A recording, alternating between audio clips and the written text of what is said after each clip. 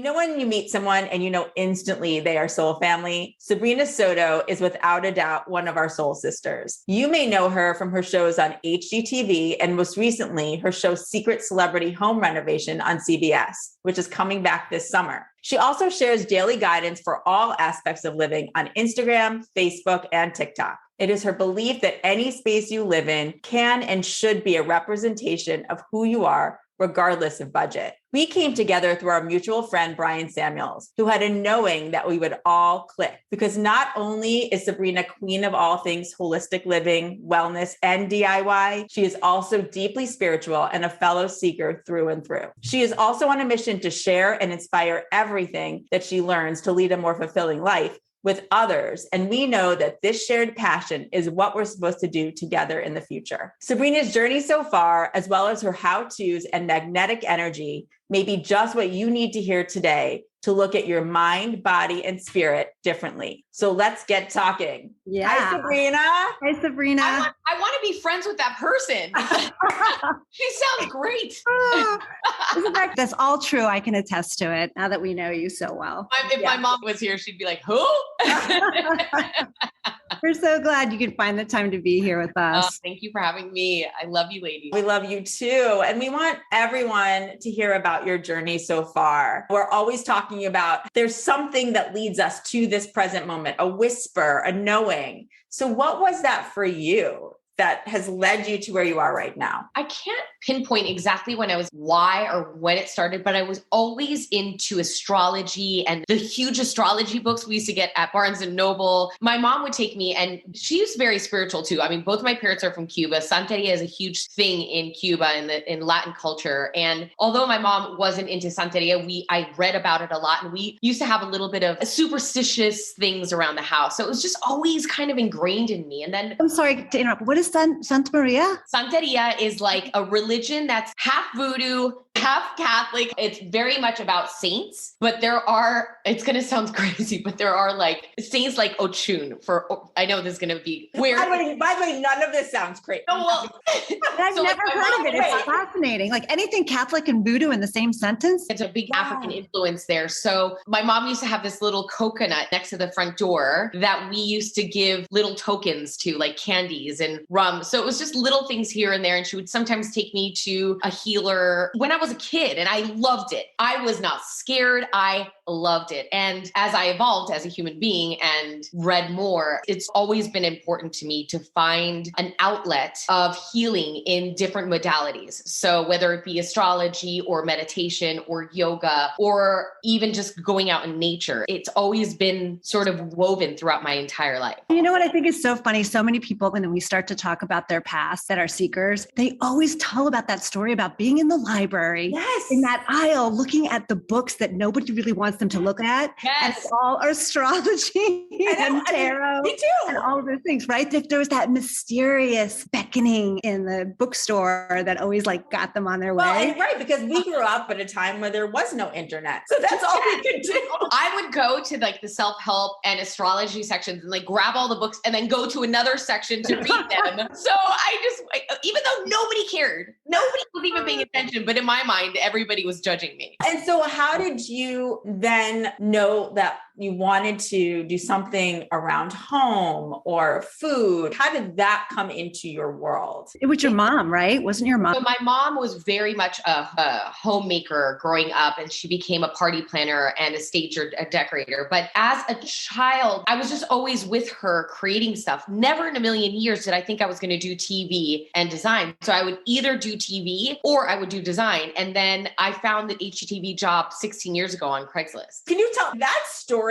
I honestly That's a meant to be moment. cannot get 100%. over that story. Please tell everybody. So I was doing real estate. I had just gotten married. I knew in every bone in my body that I was not in the right place, but I was still making good money. I was happily married in a beautiful home. What the hell did I have to complain about? But I just knew, and I couldn't even vocalize it because then I'd sound crazy. Well, and just so you know, the two of us have had those moments. So I'm so appreciative that you're talking talking about this because I have a feeling there are many other people listening. 100%. And you feel like you can't complain because. Yes. And that's really, I think, the whisper of knowing kind of question that Robin was getting at, right? It may have like been started when you were young, just planting all these seeds, but it was at that moment when you were adult where you really could see where your feet were and knew that you weren't in the right spot. It was actually, I can tell you, I remember I was at Baja Fresh at the lunch rush, getting a burrito with everybody else working in the office and all other offices in this area. And I was just like, what am I doing here? So a friend of mine who was really into Tony Robbins, I was always into like getting his tapes and CDs and listening to them, told me about The Secret. And this was before it was on Oprah, before you could pay $4.95 to watch it on the website. And she kept telling me about it. And finally, one night, my then husband was working late and I was home and I'm like, oh, you know what? I'm going to watch that documentary. And something clicked as if it was reintroduced to me, this theory. Like I already knew it. Nobody had ever told it to me before, but this sounded really familiar. And I knew with every vein in my body that it was true. So he came home and as soon as he walked in the door, I was like, I'm going to be on TV doing something amazing. And he was like, have you been drinking?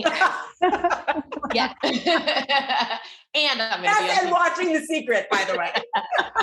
And I don't know what happened, but we went to sleep that night and I just knew it. I knew it. I didn't have an agent. I didn't have any connections. I had nothing going. I was living in the suburbs and that night we fell asleep. I thought somebody rang the doorbell and I woke him up and I was like, somebody's at the door, which didn't make sense. So I go to get the door and I'm one of those people, like if I'm up, I can't go back to bed. So it was 4:00 in the morning. I could not go back to bed. So I was like, I'm just going to go in the office and look on Craigslist. And I went to the TV media category and there was an ad basically looking for a designer who had TV experience. So I had TV experience. I had somewhat design experience. So I'm like, I'll send it. It didn't say it was HGTV. Wow. And so when I started that journey, I just started working out. I started eating differently and like training for this TV job that I didn't have. And he was like, why are you going crazy? I'm like, I'm getting myself TV ready. And he's like, okay, crazy. And, but I knew it. So I might as well get myself ready for when I'm going to be on TV. And lo and behold, 16 weeks to when I sent that Craigslist ad, I was on set filming my first HGTV show. Wow. And did you just pinch yourself? That's fast too.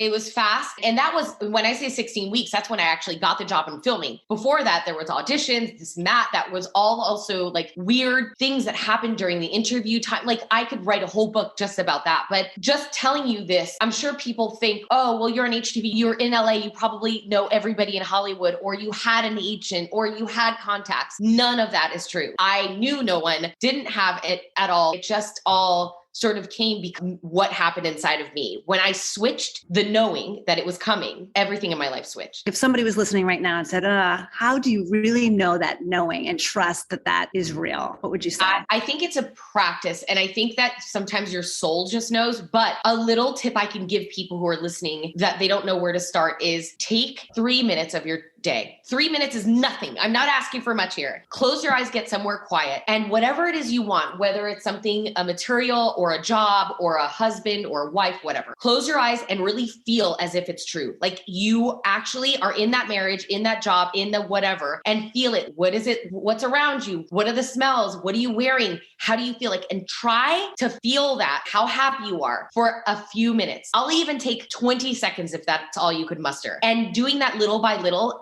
there's something that happens in the universe when you feel that happiness that starts attracting it like a magnet towards you. Oh, I love that. And it is easy to do. Something you could even just do while you're driving to work in the morning or brushing your teeth even. Here's another thing. You can't think that it's so out of reach. So if you're making minimum wage and you want $1 million, it's not that $1 million can't come to you. It can, but you have to believe that you're capable of attracting that. And that's the key, your belief system. That's right. That you're worthy. That is what I actually think is what has held me back all of my life, is being worthy of having the person, the thing, the job, whatever. When I changed my mindset about that is when my whole entire life changed. I think that's huge. And that comes up in a lot of conversations that I have with people is the worthiness. And one thing that I tell them to do, on energymuse.com, they have an I am worthy bracelet. And so it's made up of certain stones and crystals that are supposed to help you feel the worthiness. And they come with mantras to say every morning you put them I'm on. And I think just the reminder to look down and say to yourself, I am worthy is important. And I think that can lead to what you're talking about, which then leads to those dreams coming true. Absolutely. And that knowing coming true. It's also deprogramming yourself. I was just having this conversation with Dean the other day because I mentioned both of my parents are from Cuba. The Latin culture, especially for women, is that we come last. First comes the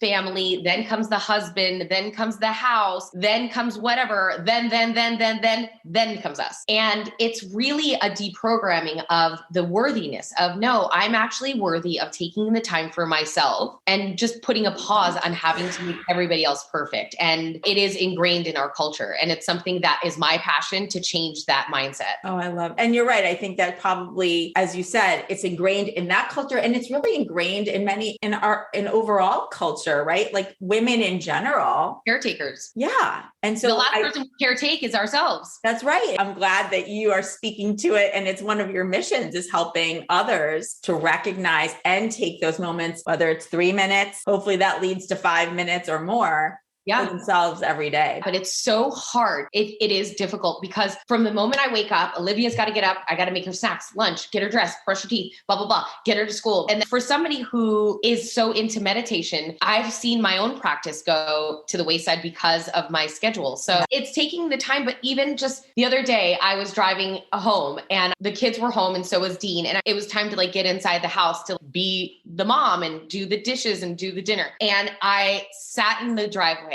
in the car and I meditated for a few minutes. Other people need to give themselves permission to do that. I think they may think about it and they don't do it. So I love that you're saying that you did it because you know what it means when you walk in that door. You won't necessarily get that time back. Crazy.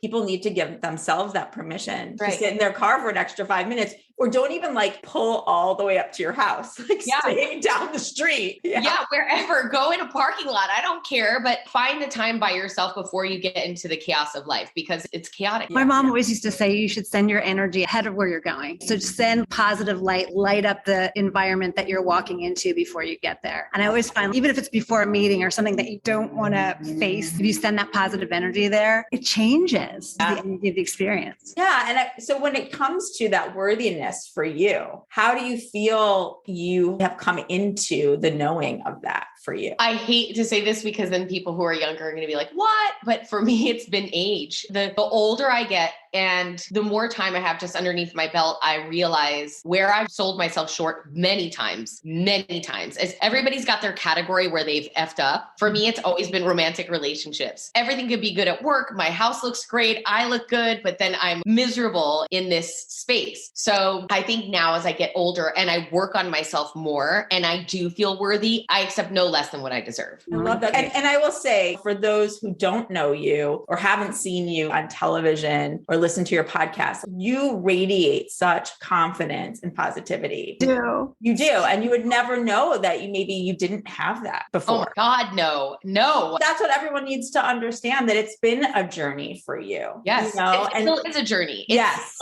Continues. And it's this never ending search. And amongst the three of us, we always talk about it. It will be an ongoing journey. We always have more to learn. We always have more to grow. And things come out of the blue that even the most spiritual down home seeker that are really grounded, you're not going to be able to manage right away. We keep saying you have to use the tools. You have to take a step back. That's right. I think it's not all perfection all the time for any of us. Can we talk a little bit about what home means to you and maybe even pre and post pandemic? Obviously, nobody can see you now, but every aspect of your home is just so beautiful and thought through and colorful. Home is so important to me for a really big reason. Growing up, we were very financially comfortable. And we went from being financially comfortable, where I was actually teased in school. People would call me a rich bitch, which by the way, I was not, to so poor that I would have to break into my neighbors' homes to get food. Wow. Oh my goodness. And yeah, it was bad. And my mom would wake up early to turn on the oven because it was the only heat we had in the house. And we would all sort of stand around this open oven to eat cereal. It went from great to horrible. And no one in my school knew how poor we were ever, even though people would come over all the time, because my mom always taught me no matter how much or how little we have in our bank account, you could still have a beautiful, well-kept home. And it really is true. Even if you only have have a chair and a table. Your house can be clean and you can make little touches to make it personalized. So growing up and seeing that and seeing it exercised in real time has been such a passion for me to share that with other people. So I don't think anyone who does know me would ever say I'm a frou-frou designer. I am not. Every show that I've ever had on HGTV has been surrounded about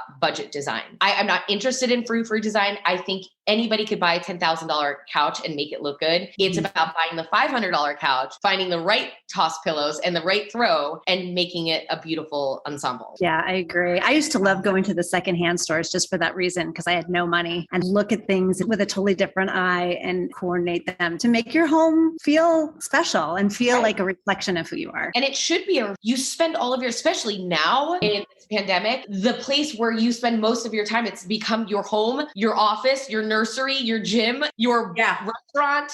And you should be proud of your home. When my friends say they don't want to invite me over because they're embarrassed, you can say nothing worse to me, because there is no reason to ever feel that way. Yeah. You should really be proud of that category of your life. And, Oprah says you want your home to rise up and meet you when you walk through the door. And I've always loved that. And that to me is what you're saying. It should greet you when you walk through that door, giving you that hug. What would you say is one thing that somebody could do today if they're not feeling that way? What's one way to start assessing how to make it more of that other family member? I would say 8 out of 10 people who are listening to this podcast have too much stuff. And clutter, it really, I know this is going to sound woo-woo, so brace yourselves, but it is the things that you're keeping around that you no longer need, that are no longer serving you, that are weighing your energy down. So that sweater that you haven't worn in 4 years that is completely dusty, the Valentine's Day card your crappy ex gave you 15 years ago, get rid of it. You will be surprised. I'll confess. My nightstand, I don't know why I hardly ever really use it. And I went through it to organize it because now I have this night routine. I was like, I want to make it pretty. And I have old love letters from exes in my nightstand right next to where I sleep next to me. Oh my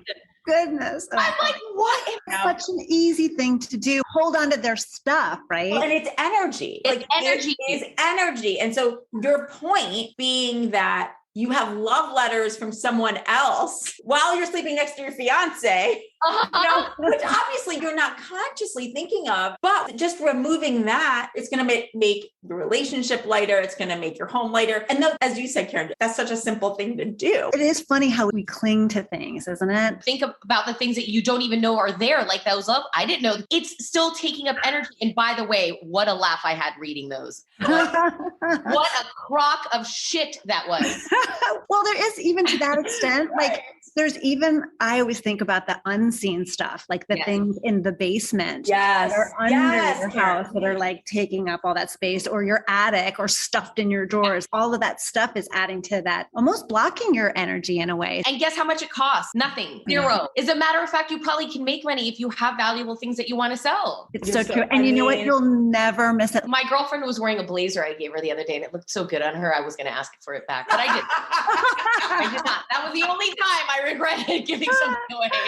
Oh, that's awesome. Well, can we shift a little bit to talk about your definition of what holistic wellness is? How do you integrate that into your life? For me, it's mind, body, soul. So I take care of this meat suit and the things that I put in my body. So that's number one, like the food that I consume, the things that I drink. I want to make sure that it's serving me. And I've made a lot of mistakes in that alone that I realized that have really kept me small. I try to meditate every day. I try to use being mindful in my daily life, being present, because I am a Cuban Capricorn who completely future casts everything in my life too much. And being a creative actually and sometimes can get crazy because then I create all these crazy stories of what's going to happen. None of them are true. So just staying present, being like, here I am. And I do it with my daughter. And I also read constantly. And it's the things that I ingest also in my body, but with my mind. So the person who used to get, when I lived in New York, the New York Post every day and read all of that and loved the page 6 moment in the morning with my coffee, I no longer participate in that because I realized it was dulling my energy. Right. It's like making those choices. And I feel like as we've been talking in this conversation, some of this comes with age too. It's like when you know better, you do better. And so what served you then does not serve you now. Right. And when did you start to become conscious conscious of that for yourself? It's been the last 30 years of really me doing this. And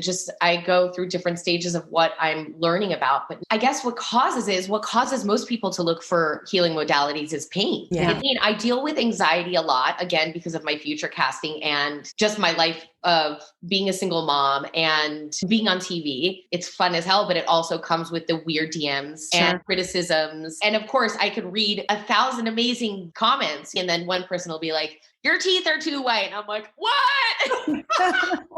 Yeah. Oh God, you're right. I get it. But I love what you said about the ingesting and thinking about, does this serve me? Is that about me? Or who I surround myself with. I had a friend who I had a very uncomfortable conversation with the other day. I was super uncomfortable, and I'm the one who initiated the call to tell them basically that I don't think our friendship is really serving me anymore. And to break up with a friend is weird. Yeah. I've got to tell you, it is so different than breaking up with a boyfriend. He even said, like, I've never gotten a phone call like this before, but I'm really sort of proud of you because I felt it too. And there was no hatred or anger. It was just like, we're not there anymore. And I wish you well, but we don't have to talk all the time. And that's okay. So anyway, it's who you surround yourself. It's what you ingest. It's what you're watching. It's what you're listening to, all of it. Yeah. And being a mom too, right? You have a little set of eyeballs looking at you every day, looking for how is mom feeling. So that shifts your energy too, doesn't it? It really does. And I don't know if you guys know who Angie Green is, but she is an ex-model and she's really into holistic living. And she was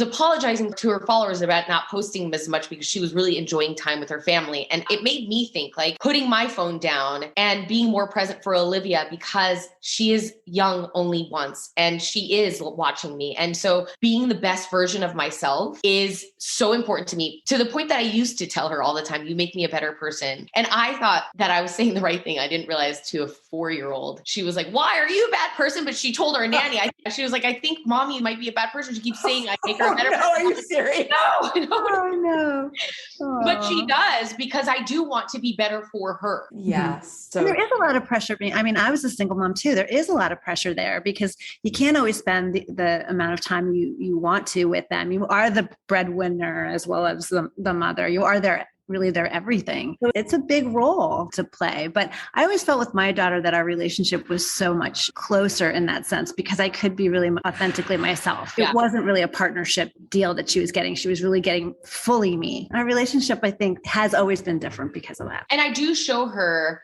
emotion too, where, like, me growing up, we were not really a big open, let's talk about our feelings sort of household. So a few weeks ago, I was having a really bad day and I was crying and she walked in, and for a split second, I was going to pretend I wasn't, and I didn't. And she was like, are you crying? I was like, yeah, I'm really having a bad day. And she was like, oh, it's okay. And then I was aware of, I want to show her that it's okay. That's real. Right. I think many of us do somewhat protect our children from the other side of things. We do our best to not cry in front of them and so forth. But if we never do, then they think something's wrong with it. And that's right. So that's so good to normalize that too. And she's old enough. But she is not 6. That girl is like 26 years old. I always ask her for a birth certificate. I'm like, girl, no.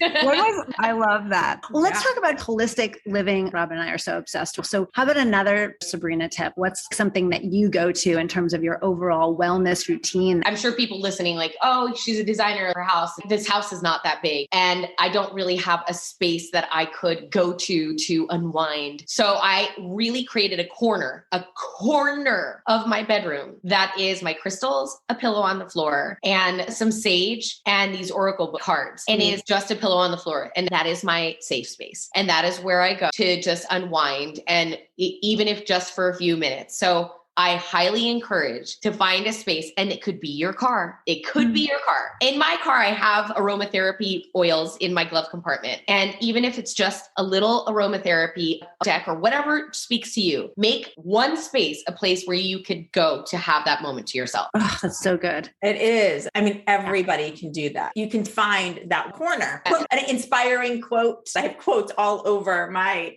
work area for me to remember. I love that idea of, if it's in your car, having the aromatherapy. I'm a very visual person, so I need the quotes to be out. So There's one quote that I love that's like, when you're on the right path, the universe will conspire to help you. And I need to be reminded about that, because for me, I always like, nope, that network doesn't want this.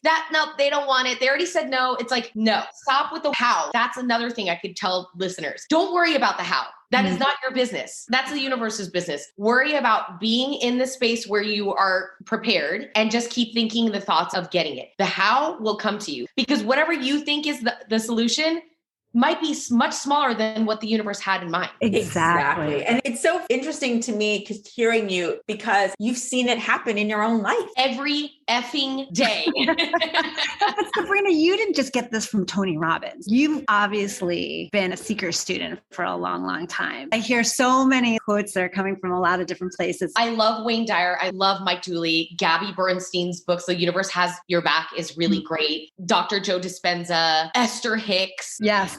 This is why we're soul family. I was introduced to Esther Hicks 15 years ago. I was like, what? That's crazy. You know, it's so funny. My son just yesterday, he goes, Mom, this is a cassette. You used to have these in your car, and you used to listen to that weird person. And it was the Abraham Hicks tapes. And I was like that subscriber. So I made my kids listen to him too. So I'm right there. God, Olivia listens to him in the car. She was like, do we have to listen to the talking again? I was like, all right. Yes. I'm really into reading now Ho'oponopono, that philosophy. I'm dealing with some situation now that's not as easy as I would think it should be. And so before I get into that situation of the meeting or the work, I'll say the Ho'oponopono prayer to the people that are difficult, in order to, like what your mom said, sending the energy there before I walk in. And it really weirdly, so woo-woo magic has been working. It's like the freezing negativity. I don't know if you ended up doing it, but we talk about... Yes. Right. If you take a situation or person and you say this little prayer, basically, and you put it in the freezer, it's amazing what can happen. It just somehow goes away.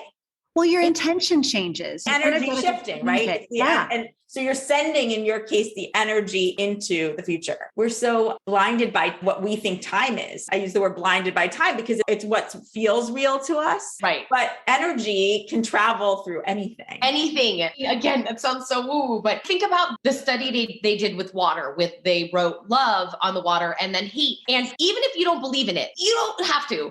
That's scientifically in a micro. I agree. Yeah. And honestly, we had someone on a few weeks ago, Hope, who talked about talking to your water and saying, I love you to your water. She likes to say it out loud, or you can say it in your mind. I've been doing it, and I have to tell you, I feel different, because I'm like, I thought about that experiment you just talked about. That triggered it for me, because I'm like, of course. I mean, water, it keeps us alive. A little experiment that I want people to do who are listening. If you have like a flowering plant, bush, whatever, take 2 flowers from the same bush or plant or tree, whatever, put them in water and literally put them in different rooms with the same sunlight, and speak poorly to one and speak nicely to the other. And you'll see which one wilts the fastest. It is an exercise to do with something that you could see, because what it'll tell you is when you talk to yourself, and that self-talk, what you're really doing to yourself. Oh, so good. Thank you. And it's such a fun experiment. Like, why not? Why not? And do it with the kids too, to show them. I tell Olivia, she's 6, so she does this like, I'm stupid. And it's like, no, I tell her now, I'm like, your best friend is you. And you need to always talk to yourself kindly. Whatever you're saying out loud, you're probably saying something worse inside, and it's not okay, because you would never talk to your real best friend at school like that. Well, and speaking of that, as we're reflecting on your journey so far, what is something that you wish that little Sabrina knew when she was growing up? I just told this to Olivia the other day. We all have spirit guides, and their sole purpose is to help create the life that you're meant to live and what your real purpose and destiny is. And we don't talk to them or communicate enough. And I'm not talking about like, hey, spirit guide, how are you doing today? Coffee? It's in the meditation. It's where that conversation happens, which is what we don't ever do because we're too busy. So I told her, you have little angels up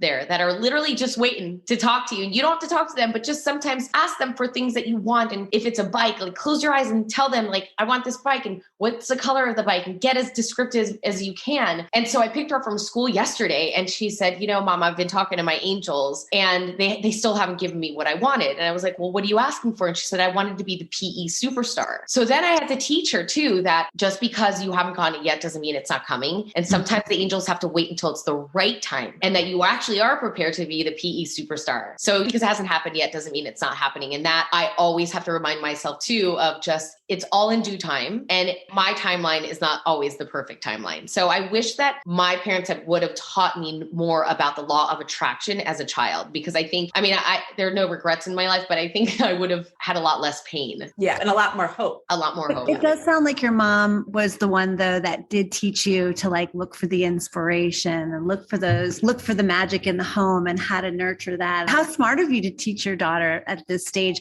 especially when she can still believe in, and maybe even see angels, spirit guides. Yeah. It's kind of taught out of kids to not look for that, even when they see it. That's real magic. Forget about the tooth fairy. I know.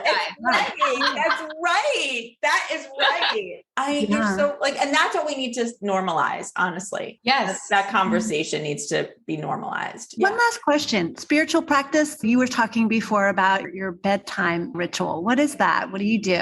I have a few rituals. And they're not silly, but they're not like groundbreaking, but I have this special oil that I use to clean my face, and it is my time. And I feel like I'm taking care of myself when I'm doing it. So when I'm actually cleaning my face, I feel like I'm taking care of my soul. And I also, every morning, I light incense. I play meditation music in the morning with Olivia, and we have a nice quiet ease into the morning. And at night, after I put her to bed, I take the time again to clean my face. I'll light a little bit of sage and I will read in bed. I don't watch the crap I used to watch. My ritual at night has changed so much. 15 years ago, 20 years ago, my ritual at night was open up a bottle of wine, Real Housewives of New Jersey, Teresa, what are you flipping today? And like gossiping on the phone with my friends. I mean, that's amazing. And now you're getting in bed after you lit some sage and you're reading a book. I love it. Wayne Dyer used to say, be really careful what you do right before you go to bed, because that's what you're going to be stewing in all night long. And I believe that's true. That's 8 hours of where you're setting your intention before you go off to sleep. So that's so beautiful. So whatever you do, do not watch the news before you go to bed. Well, and I know people are going to ask, what is it that you're using on your face? Because I think people want to know. It is a secret, but I'm going to tell you a secret because you're going to buy it. It's called the Greek Remedy Oil from Amazon. It is insane. It's organic. It's a mixture of lavender. It is so good. It's like lavender, jojoba, all of these different oils. But my also go-to favorite is a company out of Canada called Living Libations, Best Skin Ever Rose Oil. It's decadent and amazing. But when I can't get that because it's from Canada and they ship, I get that one from Amazon, but both of them. Thank you. Because I think people are going to go get it. Yeah. Including me. Sure. So. Yeah. Fantastic. Well, and lavender, that's such a soothing smell. So that makes sense too. Oh my gosh, so jam-packed full of goodness. I know. I mean, I feel we covered a lot. And I can still talk for hours. Same. I mean, we never have enough time with you, Sabrina. Well, we'll do a part 2 soon. Yes, we will. Yes, we will. Thank you so much for taking the time, for being so authentic and vulnerable and sharing both tips, but also many parts of your life. Yeah. We really appreciate that. So thank you. Thank you for having me. And season 2 of Secret Celebrity Renovation comes back July 16th on CBS. You can stream the first season on Paramount Plus. You can subscribe to Sabrina's podcast, which we didn't talk about, but everybody should check out, called Redesigning Life, wherever you listen to podcasts. And you can also check in with Sabrina daily at Sabrina_Soto on Instagram or Sabrina Soto on Facebook. And you can also catch her now on TikTok at Sabrina Soto Official. Thank you so much. Everywhere.